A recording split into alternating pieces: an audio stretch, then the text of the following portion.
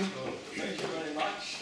I'm very honored to be here. I'm aware that this is a delicate task for me to establish a linkage, and listening to the last two talks, I felt I wanted to rewrite my talk, but then again I would have pulled the carpet under the guys are going to discuss the slides that were sent to them. So let me start slightly differently to get you into the right mindset of what I'm trying to do, rather than amuse you with the fact that I'm about to present. And let me tell you an entirely different story. So what I want to tell you about is I want to speak to the experts of modeling that you certainly are. I want to talk to you about modeling. And what I'm trying to say is that about 1975, there was a group of people around Mike Waldman, who is quite famous, computational biologist, who actually worked back at the time in Los Alamos, later at USC, and they looked at molecular structures of RNA. So for those of you guys who don't know what the molecule is, actually we may even have Phoenix around who is going to talk about a poster about decompositions of networks and things like this, to which these little comments are going to relate. So we can tell you a little bit more about it. But these RNA molecules are not unlike DNAs, they're little nucleotides. When I draw such an arc, it just means that these nucleotides establish a chemical bond. Okay? Fair enough. So, what Mike did is that he was asking, if I don't know the identities of those nucleotides, which would be adenine, uracil, cytosine, and glucosine, right, only four, they can pair, and they want to pair. It's like putting a bicycle chain on a table and trying to actually rearrange the bicycle chain to assume something what physicists perceive to be the relevant entity here for various reasons, namely the free energy, right? So this concept was picked up by Mike, who also is part mathematician. And he was asking the question, is if I fix this length, say it is n, yeah? Say 100, how many of those configurations can I actually build with a restriction that those arcs can never cross? Everybody with me? So in order to do this, why would you want to do this?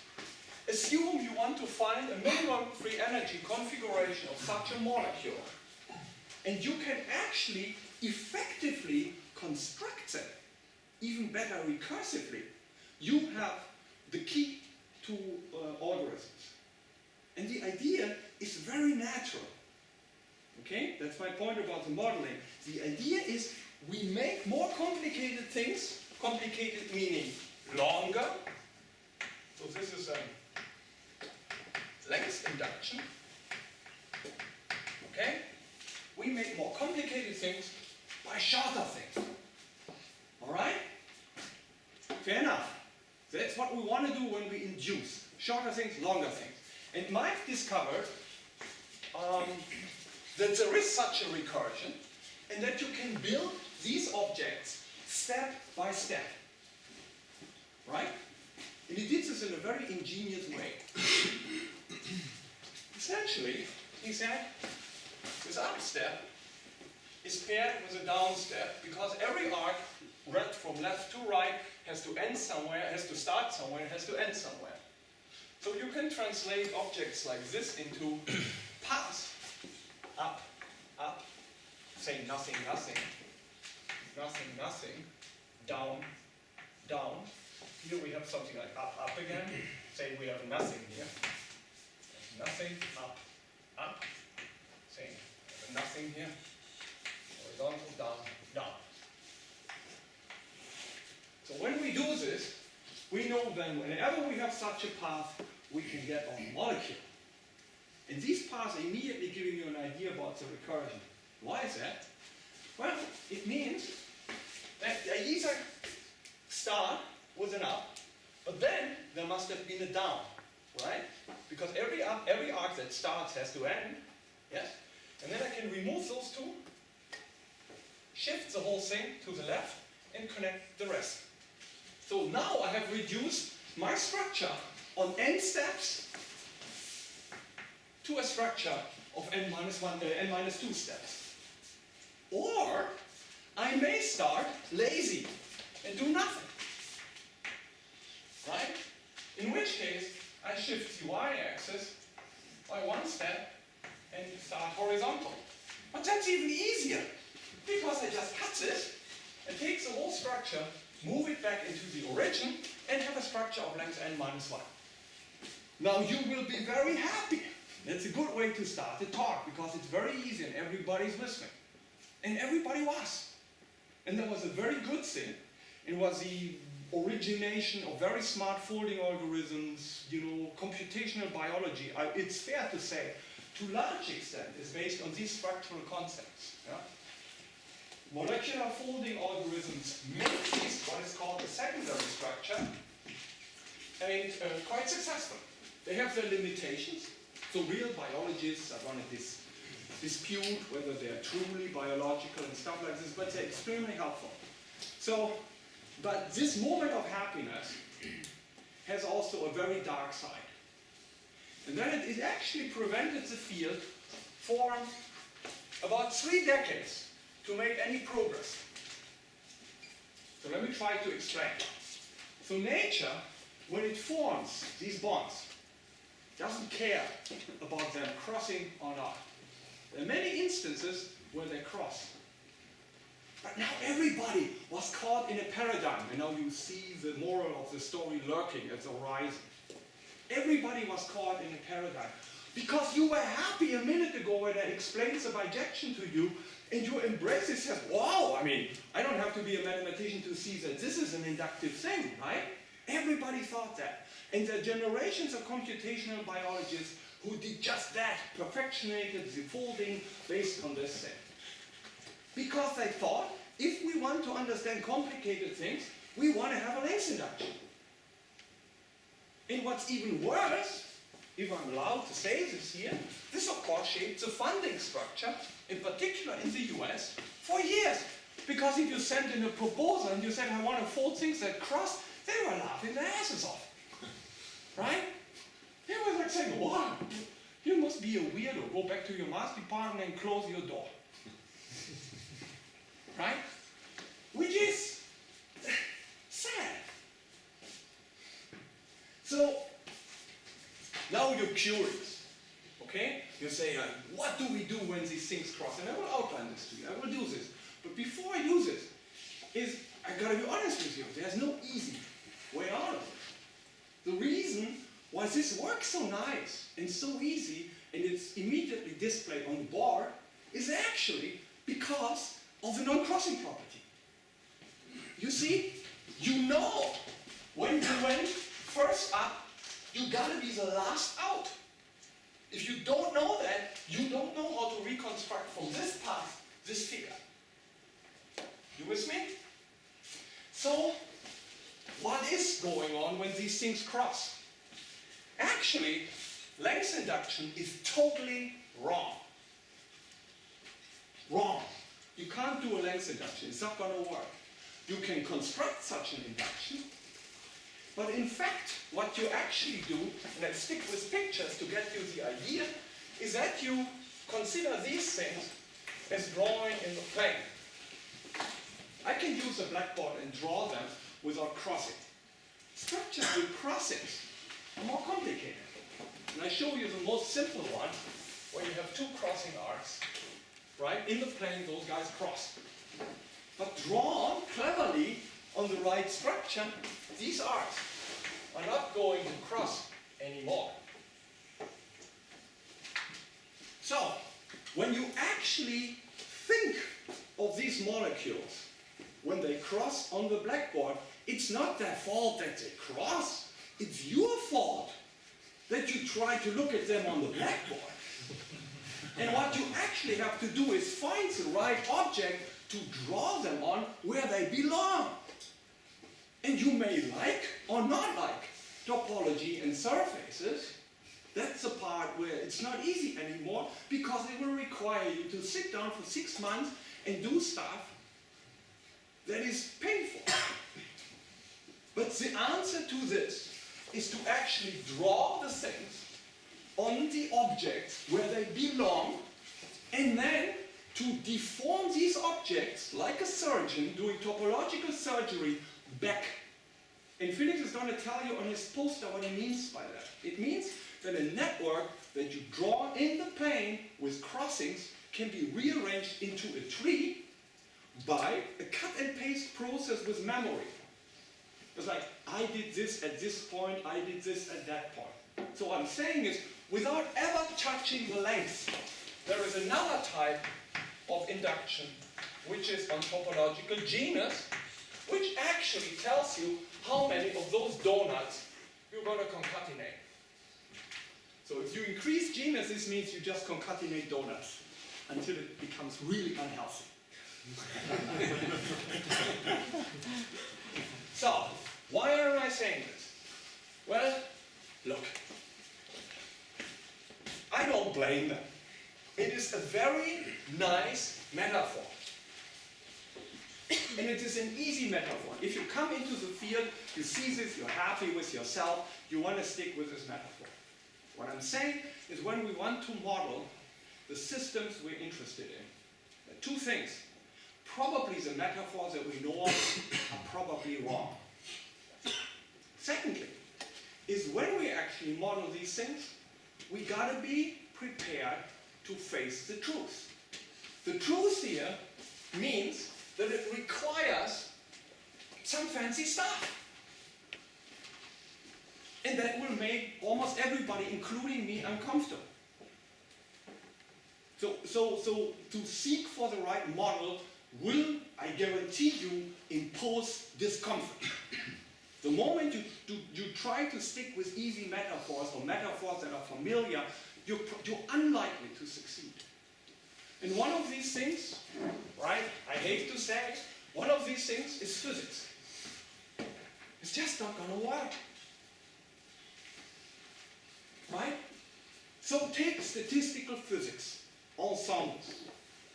This theory lives, on many hypotheses, one being ergodicity, and others being observables that can be derived from ensembles, like an average free length between molecules before they collide. You show me one social system where you have an average free path length. It's genuinely very complicated, even though constructible and perceivable that this is something that's going to wait for us, right? So I tell you something about the US elections. I'm going to tell you many things that are completely unrelated to math. So in the US elections, parties have no idea about much but winning. And you know that they have time zones. There is always a battle in the US of how you actually open and close the election booth. Because you see, at the end of the day, it's going to be California who oftentimes decides the US election, right? So there is actually a lot of awareness of having the physical boundaries of these election districts, which determines implicitly when these local elections are going to be closed and open and so on and so forth, right? So, meaning that the system, although everybody is determined to vote for A or B, is actually sensitive to the timing. That means you receiving information of what has happened. Oh my God, the Republicans are going to win. I got to go and vote. Stuff like that. So the system is highly sensitive to timing. Yeah? That is very, very, very rare in statistical physics. But it is inherent in the systems that we're interested in. Now, does this mean that everything depends on timing? No. Does this mean that your system represents some form of parallelism? Yeah? Yeah, sure. But why don't we let the theory tell us where this parallelism sits? So, what I'm about to tell you is incomplete. It's correct, potentially meaningless, and the honest truth to do this from bottom up, right? And it is inspired by the work of von Neumann and Stuart Kaufman, right, whom you all know in the context of the NK landscapes that you studied, but not about his NK landscapes. It's actually coming from his, what do you call them, random Boolean networks. So, again, in Los Alamos, actually, but preceding Mike's work, 1975, 1980, John von Neumann actually was working on cellular automata. Does anybody know what a cellular automaton is here? Do we have a perception about these babies? Cellular automaton is, you know, in the simplest of all cases, think of objects on a circle, yes? And you have always immediate neighbors, right? So look at this object and label this object. This object is carrying a Boolean function. It's labeling a Boolean function. And it's not a complicated one because it only has 3 variables. So what it does is, when you ask it to update, it's going to look at its 2 neighbors and itself. And then accordingly it's going to update whatever the local function says. And then you look at actually the dynamical system generated by this object being iterated, the mapping being iterated, right? That's what the cellular automaton is. And these things have been generalized to some extent in order to have all sorts of applications in the process of generating life and stuff like this, right? So very, very cool work. So Kaufman actually was mimicking something very similar because he wanted to describe the dynamics of gene regulatory networks. Yeah? And what you see has a very similar flavor. It is a theory of interaction that automatically blends out the parallel paths. And as any theory drawn, it is, and I know because I did it, has a caveat of the local knowledge of its inventor. And this theory is way too heavy graph-based. So from my perspective now, knowing more stuff of that nature, I have to apologize up front, right? I was a little postdoc in Los Alamos when I did this, and I really like graphs. And you know why? Because actually the graphs play a very big role in this RNA stuff, where I just happened to do my PhD in. So the theory is biased towards graphs. And one of the key things that we try to figure out is actually how to bring this theory to a true topological network theory, which we believe is actually out there. Okay? So, with this apology, I can actually start. So, I want to make the appearance of being organized. Huh? And so, I will give you an intuition about what these babies are. I want to make you familiar with the key questions, but that's pretty clear to you. I mean, your criticism will be, but it's not going to apply to time-dependent networks. I already know this. But the third question is for guys like me important. Right? Mathematicians, we are Zen masters in a world of dum-dum weaponaries, right? We run around with our saber. We want to prove something. Nobody cares about that, right? If you see one of those idiots, you just shoot it, right? But it's important for us. We live by the sword. And in last, and kind of, you know, as a little bit of a pleaser, I will bring this back to very elementary mathematics, where we look at linear system and we can describe a lot of things with matrices and make, you know, meaningful statements about the phase space of these systems. So let me try to do this. I started with this John von Neumann stuff, where you actually give yourself the graph. It's the simplest circle I can draw, which is of course not a circle, but for mathematicians, right? What can I say? It's not a diffeomorphism, it's a homeomorphism, right? But you're going to appreciate it, right? I mean, 100 wouldn't make it more or less easy, but you know, the notation would be horrible. So these vertices are basically placeholders, and there's something on top of these vertices You may call them agents, but I'm kind of reluctant to do this because then you think of your real simulation. I'm not simulating anything real here. I just want to sell a concept. What I'm absolutely serious about is this is the right thing to do. And what I'm equally serious about is this is not sufficient. What I'm absolutely serious about, this is the right thing to do. And so these guys are placeholders, and they are going to label objects like logical functions, like NOR or AND, whatever you want, XOR. And these functions are typically very simple and with some evil twist, and I'm going to be honest with you up front, is I want to have them to be symmetric. The reason for this is I just want any permutation of the variables not affect the function. Yeah? And the evilness in this is there's already a little bit of mathematical design there, because I can apply graph homomorphisms later to my systems and get amazingly cool results. So there's a little, you know, I'm honest with you, right? If I see this and I know I want to have nice transformations of my systems, and you know, you want to have control, right? What is a theory without its morphisms? I need to know what my system is doing. When I do a reasonable change of my system, I want to know what the image of the system is going to be. What kind of theory would I be presenting if I remove a vertex and, let's run this thing again? Right? So the symmetry of the functions gives me a nice behavior under later, you know, transformations. And what I do is now I have actually put together a graph. On each vertex there is a local function, your agent with that caveat. And now I actually want to create a dynamical system out of it.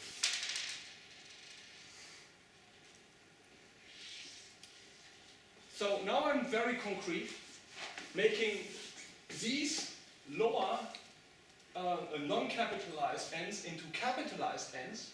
And this transformation goes along with updating that state x0, looking at its nearest neighbors. And trust me, they are 1 and 3. Right? So that's a consistent labeling scheme. So the NOR1 is updating x1. How does it update x1? With its neighbors x0 and x2. And now each passage from the non-capitalized to the capitalized n is essentially leave the rest of my agents in peace and update that agent. So now I've done something very cautious, because I only did a very local change to my system, and everything else is kind of stopping and halting. And by doing this, I allow the system to actually tell me where the parallelism sits. And we come to this in a second. Right? So this is the most sensible thing I can do, and now arguably, right, being from Mars, we love permutation. So everybody gets updated once. We update them all in some kind of sequence, which we commit to. Right? And this actually makes a lot of sense, at least to the people in morality. Because this is what they typically have. They have a table like this, 10 times bigger.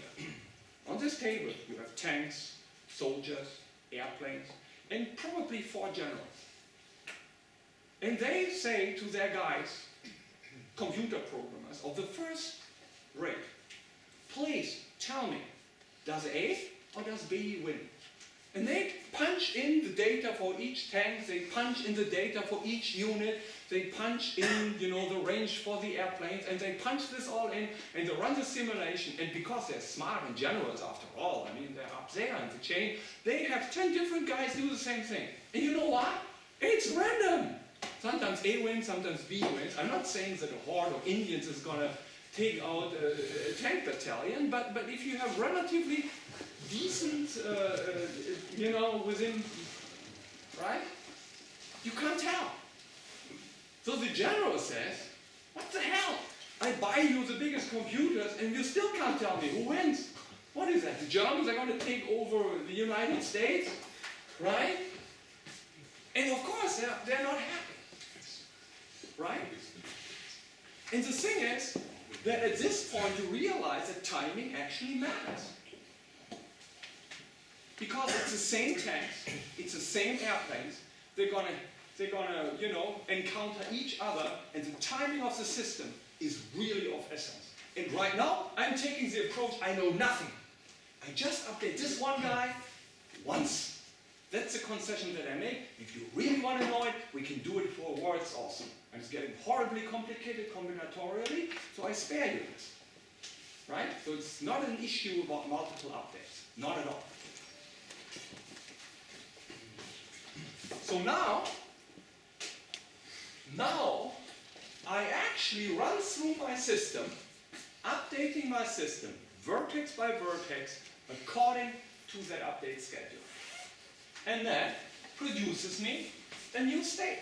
So, consistency check, my squared circle had 4 points, and we have 4 updates, right? At least that is right. And you run through you actually run through these updates, and you get a new state. And that state is actually the state of the vertices x0 till x3, with only one vertex being updated at a time. So this gives you a dynamical system, a discrete dynamical system, where mathematicians love notations that are confusing, so let me try to explain. So this is this law guy. This says, look guys, on this what I claim to be a square circle, there is on each vertex a NOR function sitting, and it's kind of homogeneous.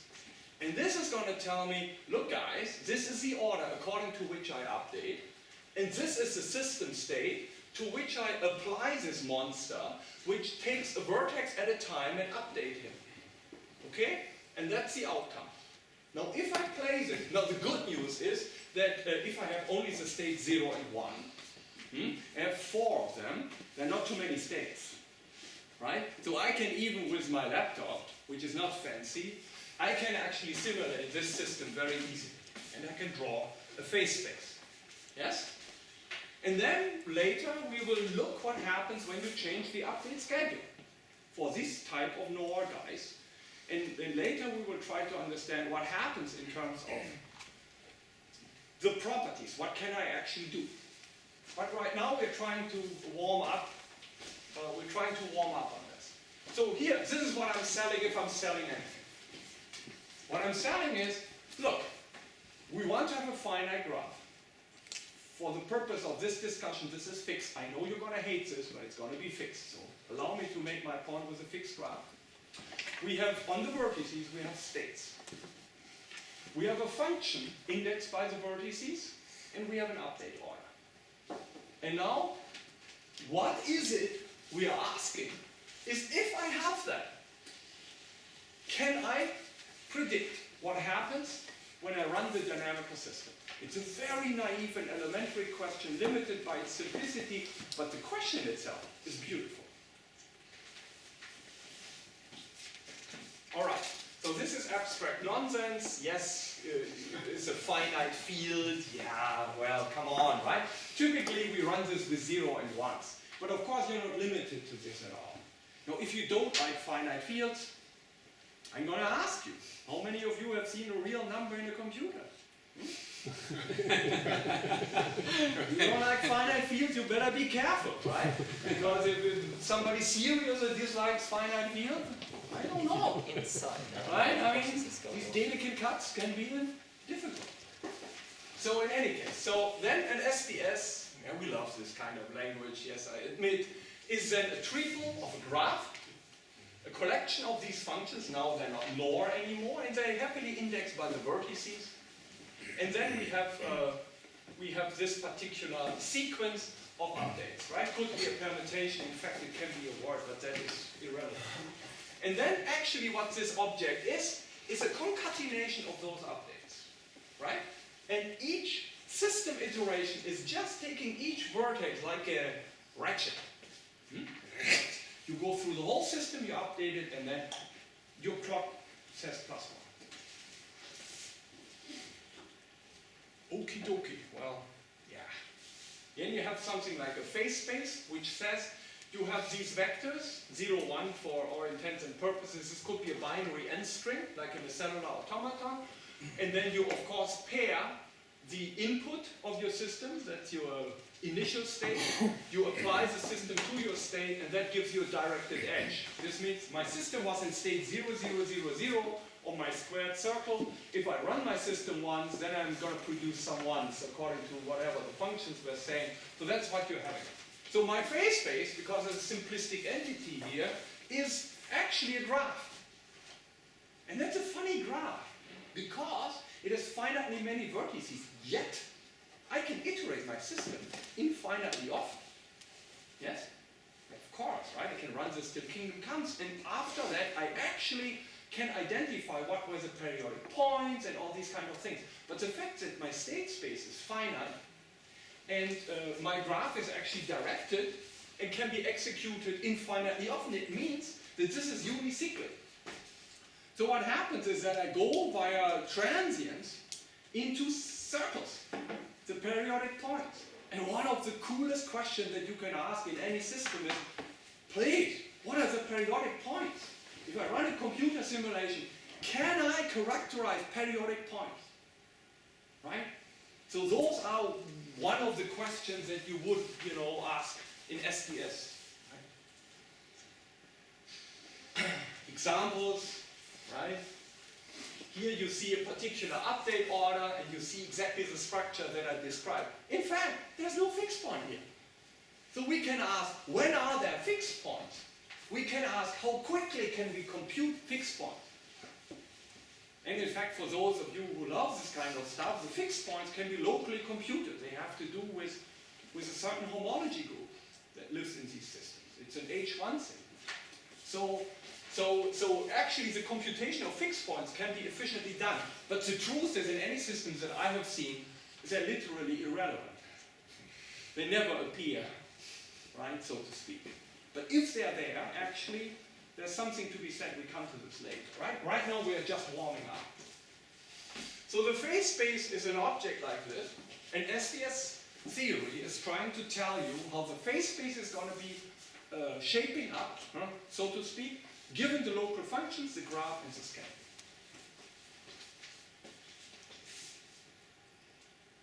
Here's another way, if you like this, right? Think about this being binary states, black being 1, white being 0. Then you can actually look at these space-time diagrams. You've seen this probably in many computer simulations where you... It's another way of displaying the phase space, if you will, right? And then the theory basically depicts the update order to be a central object. So we can actually take our squared circle and consider various permutations according to which we update the system. So let's have a look what that is. I did it! I made the example. Good. Good. All right. So you see, the update order of my squared circle actually matters. So it's not entirely wrong to pay attention to the timing or the location of the voting districts in US presidential elections. And the parties already know that. So the system is highly sensitive with respect to update order. Periodic points, right? There's something actually quite interesting about these class of systems which can be proven later. Namely, irrespective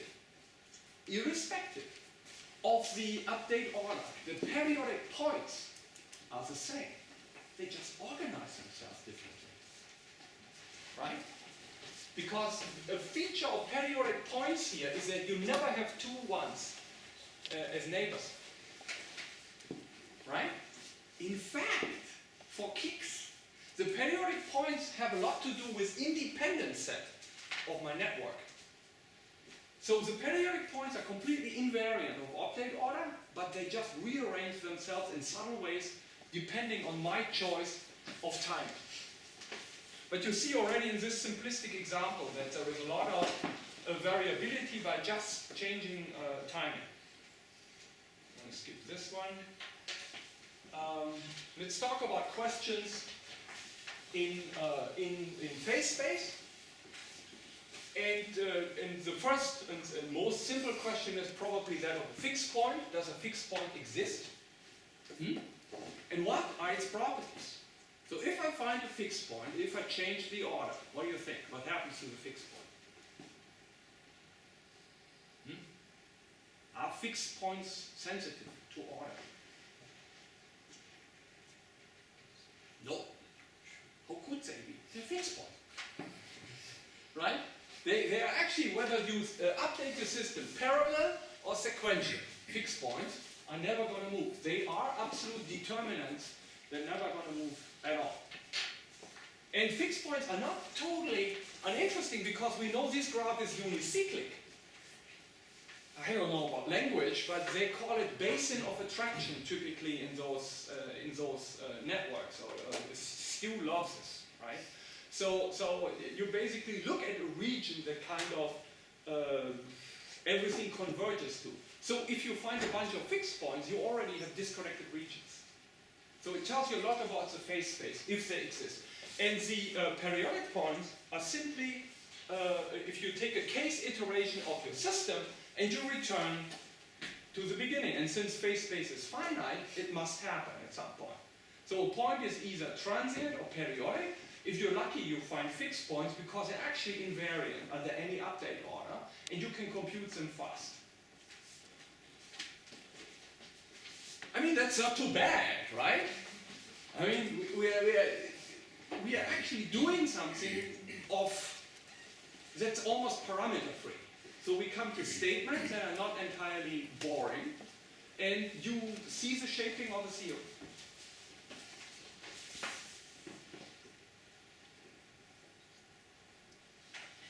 Yeah, we talked about this.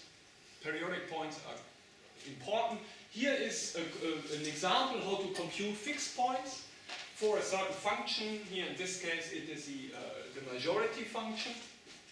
You're kind of an opportunistic guy, listen to your guys around you, and then you always pick what the majority says and note here cleverly, I make your neighborhood odd, so you never run into any problems having ties. And here's a way to construct fixed points using it's a certain De Bruijn graph that you can construct from your system. I don't go into the details, but you can. And then you can actually construct a covering of your existing network by locally patching your fixed point solutions. It's very fast, very effective, very nice. And so you can actually find fixed points very quickly if you have such an SDS. All right, good. So now we're warm. So now we're ready to train. So I will tell you, I promise you some unmathematical things. So I will tell you that all of you who train, do physical exercise, you know about the zones. You know E1, E2, E3, E4, right? Everybody with me here on this one? Right? So E1 is probably very, very easy. Maybe too easy. E2 is probably, what is it, 60% of your aerobic capacity. Yeah? That's actually where you want to spend most of the time. This is where we have been now. So E3 is a tricky zone. Actually, if you train, you never want to be in E3. This would be heart rate 160 typically, given your moderate status, average fitness status. It is E4 where you want to be.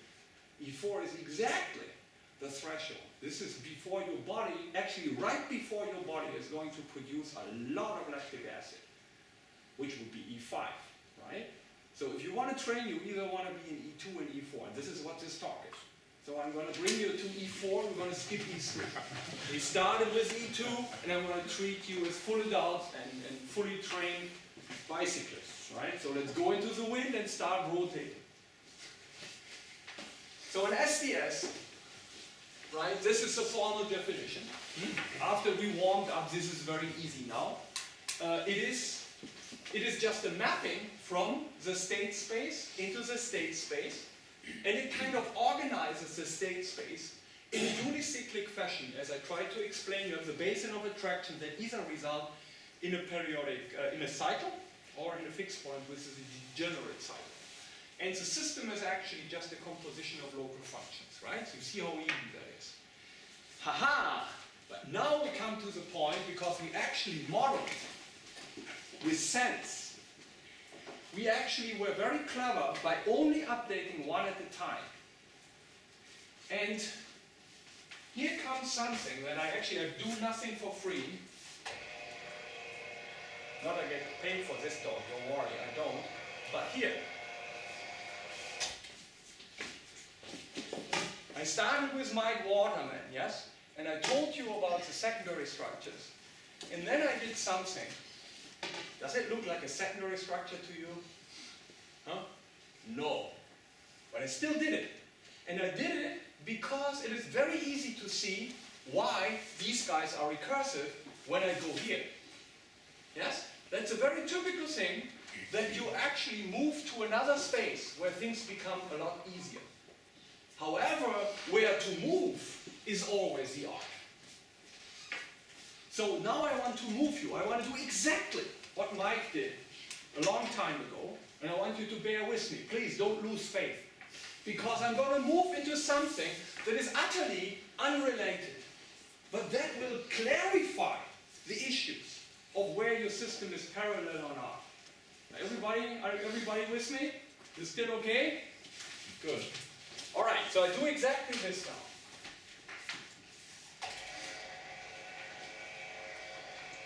So, it's not a space of path as evoked by Mike. It is actually a space where I actually look at an object which is called an update graph. And the update graph is organizing update schedules. So here we have schedules, right? And we have seen already on my squared circle that those schedules really gave different systems. Now we may be perplexed about this, and after the whole week of perplexion, we may want to organize the space of update schedules. We want to categorize this because that's what the first thing the general asked me is, categorize classes of this simulation. He didn't use these words. I mean, I'm not going to repeat the words he used. He's a general after all, right? He's responsible for my funding. So he didn't use the word categorize. It started with what the. But this is what this does. You create an abstract space, which is painful in the beginning, but it's actually quite telling. And it organizes your update schedules. And now here, I'm telling you, what is the adjacency between two schedules? And the equivalence between two schedules is actually that you can actually, where is this? Where do I say this?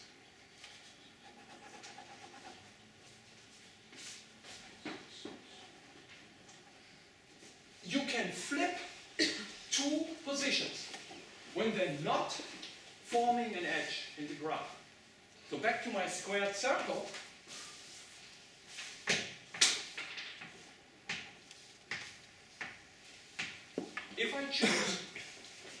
If I choose an update schedule, I can flip any two positions that are not immediately adjacent. Why? Well, if I do that, how can they know who was updated first? I kind of trick those guys, right? Because they don't know. Because he's not talking to him. Right? It doesn't take a genius to do that, but doing this, all of a sudden, you pass from this linear order where I was strictly saying, yeah, you're next, and you're next, and you're next. I actually reorganize it, and it gets a lot more fuzzy because I can't distinguish things anymore that are not immediately adjacent. So I pass from a linear order to a partial order. In other words, for those of you who love this, I pass from the linear order to an acyclic orientation of the graph, because I still know who was first and so on and so forth, but I'm fuzzy on these sets of equivalent guys that are not immediately adjacent. So it is actually what this says. Once you swallow the fact that you go go to another space to try to make an argument, what this says is the network that you simulate is telling you its own parallelism. It's not up to you. It just tells you that. And then, combinatorially, your network tells you a story. Now, you may have functions. You may have functions that don't care. Because I can have a function that returns 0 no matter what I do. And of course, the system is degenerate and nothing matters for this function. But what this says here is that combinatorially, yes, you have to be careful. If you actually flip two guys that are immediately adjacent, you may run out of luck if you have such a function. And it's, yeah, well, it's a long story, but you can actually prove that you can find an evil function that realizes the combinatorial equivalence classes. You can find such an evil function. And more, this is cool as hell. So this is better. Because see, in the Santa Fe Institute, people have studied cellular automata for a long time. And there was an idea about local to global. Local to global. Which means that if I look at the Boolean function, the guy that just takes 3 inputs and has 1 output, and I look at the disorder of this function. Now, there are many ways to measure the disorder, and it will make me dizzy to try to explain it to you, so I don't. But there are ways to measure the disorder of a local function, yeah? So now the idea is, if it's locally disordered, it's probably globally disordered. Okay? So now, bear this in mind.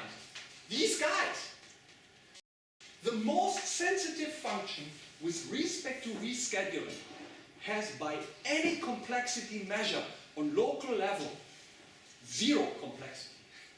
It is the logical NOR function. The logical NOR function is realizing these combinatorial equivalence classes. And you know the logical NOR function is like pretty constant except of 1 input. There's absolutely nothing flipping. Parity is one of your really weird guys that constantly flips its input. It would have high complexity by any measure, but NOR does not. And NOR, while parity is actually super simple in these systems, we come to this. Parity is super simple in these systems. The NOR function is actually one that is quite evil.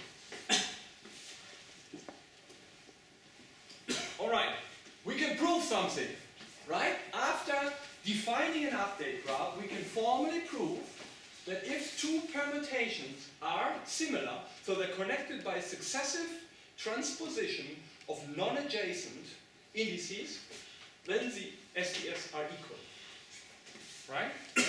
So actually we can make statements. Second statement, we can prove something.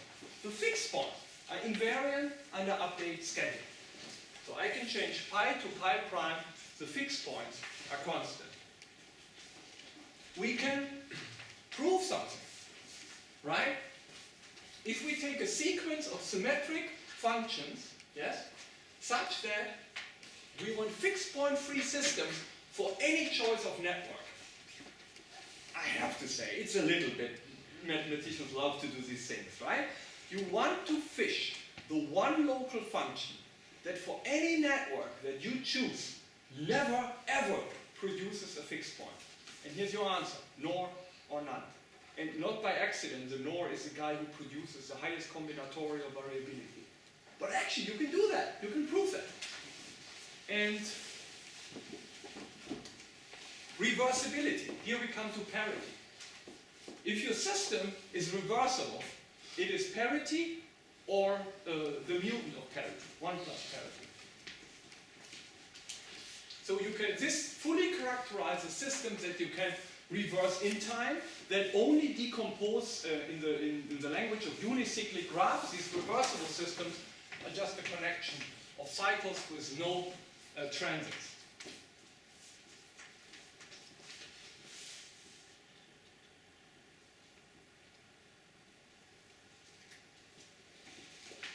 Yes, and of course periodic points, right? So the system, when you restrict it to its periodic points, is invertible. And that goes by construction, because the system restricted to the periodic points can only produce periodic points, and restricted to it, it can be reversed in time. And here there are criteria for actually having periodic points.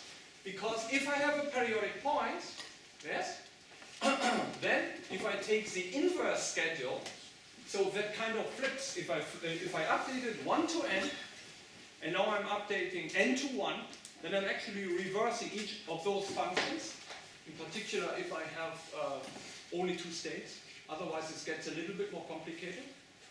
And then I have actually a test whether a point is periodic. I just reverse the schedule. So I don't do anything, there's no computational cost associated with this. The problem is only, we have many points. But for each point it is very easy. So I'm seeing you guys get tired. I'm trying to pull one last stunt. And that is, again, moving into between these paths and these structures. In a similar way, I want to tell you a story about reversible systems.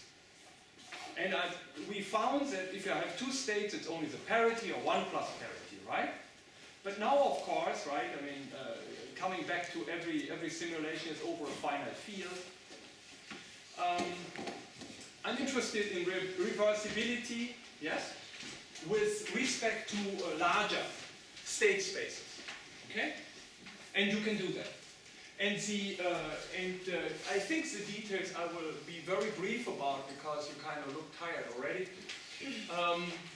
You can actually relate these invertible systems to colorings, right? To proper coloring. So there's a graph theoretic description by which you can do very cool things, mapping hypercubes into these strange objects that you see there. And actually the reversibility of those systems is actually controlled by so-called covering maps of graphs, right? So very cool stuff, but hell, right? So I'm going to spare you this. What I will tell you is I hope I ease up a little bit. So now we're back to E2. Okay? Interval done. It gets a little bit easier because now we use a language that you guys know. And I will be very briefly telling you a little bit about it, more like an appetizer, because there's Ricky back there who knows this a lot better than I do. Or should know this a lot better than I do. Ricky, you know this better, right? Good. I'm happy to hear that. So now we actually assume that our function is linear. Just, you know, for kicks. If our function is linear, yeah, and in fact you could actually replace this by affine also, to get a little bit different shape of the series there, but assume it's linear, then you can actually encode your functions in a matrix. Because for each local function you get these coefficients in its expression, you collect all those coefficients together with a graph, and then you actually have, your system is totally controlled by a matrix. And many people have looked at this, and so did we, and there's a nice way to actually characterize the systems, and that's a nice result that Ricky found, which is extremely simple. So still in E2, we happily enjoy the oxygen that floats in our body. So there is a theory, nevertheless, and it basically says that if I want to actually update my system, I only have to actually look at this matrix equation, where A pi is a matrix derived from A with respect to phi. Very, very easily done. It's like the modified adjacency matrix depending on who's adjacent in pi and who isn't. So you have a simple matrix equation by which you can describe the system, which of course gives us matrix equation invariance for the phase space. So let's go and exploit this. And again, Ricky is going to show this in detail on his poster. Fixed points are homogeneous solutions of equation systems. So if we know these solutions, since each fixed point is actually going to characterize a basin of attraction, we have a lot of information about phase space. Equally, or dual to that, if you have the rank of this guy, which is controlling the fixed points, then you can talk about components, and this Q is a number of elements you put in your finite field. Its binary is obviously 2. And finally, we can talk about invertibility, and then we look at the eigenvalues of this matrix. It's a very natural thing to do, and we can actually describe many quantities via the eigenvalues and the eigenvectors. However, for finite fields, after all, we're not talking about this over the complex numbers. It can be a little bit tricky whether we find those solutions, right? Well, let's not get into this. We can talk to Ricky about this. right? All right. Okay. So, SDS are a very naive way of trying to mimic interaction systems. They were actually designed to do time series for gene regulatory networks. Similar to Kaufman's random Boolean network. That was really what they're being used for. And you use these SDS actually these days, you use them to interpret DNA data. You know, we have sequenced the human genome, right? Now we know everything. You may know we don't know everything, right? The problem is we have this information, we can't control this information, we can't interpret this information. The good news is you already know this because you probably have massive amounts of data and you cannot interpret the data. I know instances of where companies have more data than they can actually store. They just don't know what to do with it anymore, right? And so the issue is how do you actually interpret the data? And we've heard a lot about biological paradigms. I love them, they're really good because Mother Nature is actually doing this interpretation of DNA data based on networks. It has a network interface, so to speak, to do that. But that's where you use them. I have already told you about the story because SDS is trying to extrapolate what the phase space is going to do based on your knowledge about the network, the identity of the local functions, and the timing of the system. We have let the system tell us its inherent parallelity. The less interactions I have in my system, the more parallel my system becomes. There may be update schedules where I have huge equivalence classes of these permutations that fall into it, and I may have update schedules that are highly sensitive. It depends on the particular graph. So studying the acyclic orientations of graphs gives you a very clear idea about it. And here I apologize for this. SDS are based on graphs and groups. And if you're interested in this, I'm more than happy to tell you. I'm not gonna stress you out on this one now. But I'm very happy to tell you a little bit about the ideas. Why I'm not happy with the graphs. So the graphs, in a sense, were the language of choice based on my limited language capabilities, right? So I really think these guys are topological, and I really believe we should have a topological network theory, but not in the sense that this is often propagated in applied science in general. I really mean topological. And by really mean topological, what I mean is that an object like this, where I have two interacting agents, is actually where this link is actually replaced by either a ribbon or a twisted ribbon. That's what I really mean. I thicken it, and by thickening it, actually what I do mathematically is I pass to a much richer structure, which is called the cell complex, which is what I believe this theory is over. Because this cell complex has a topological space to which it quotients into, and then you have really a true topological SDS theory. And by the way, it is inherently non-orientable. So that's what I really mean, but now I already went chatty, so let's stick to the plan. They're not sequential. So in a sense, I lied to you when I said I'm talking about sequential dynamical system. I talked about dynamical system with an implicit degree of sequentiality, but that depends. And see, I didn't make a choice. I just want you to realize that I did not say what is sequential and what's not sequential.